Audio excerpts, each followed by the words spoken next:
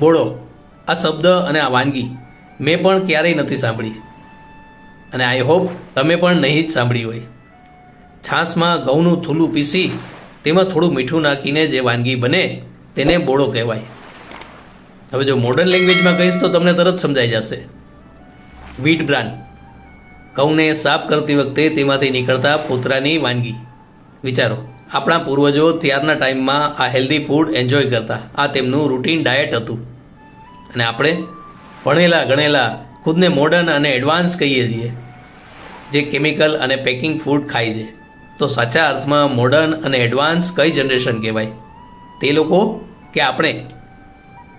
સોંડો પોતાના માટે સવારે બોળો લઈ આવ્યો હતો. વડલાની ઘટાને છાંયે ઠંડી ઠંડી હવામાં ઘણીવાર સુધી દોણી રહી હતી, એટલે બોળો અતિશય શીતળ થઈ ગયો હતો. Naturally chilling system. પાંદડાનો એક દળિયો બનાવ્યો અને સોંડાએ તેમાં બોળો ભરી અજાણ્યા મહેમાનને આપ્યો. ભૂખ અને તાપમાં તપેલા અસવારને તો એ ખાટી અને શીતળ વાનગી એટલી મીઠી લાગી કે પલકવારમાં તો દળિયો ખાલી કરી નાખ્યો અને કહ્યું, વધારે મળશે? સોંડો મીઠું મીઠું હસીને કહ્યું, કેમ, મારે ખાવાય નથી રહેવા દેવું ને?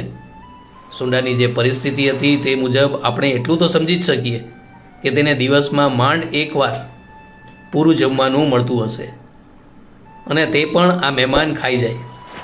એટલે જ તો કહેવાયું છે કે એકવાર કાઠિયાવાડમાં ભૂલો પડ ભગવાન, તને સ્વર્ગ ભૂલાવું શામળા.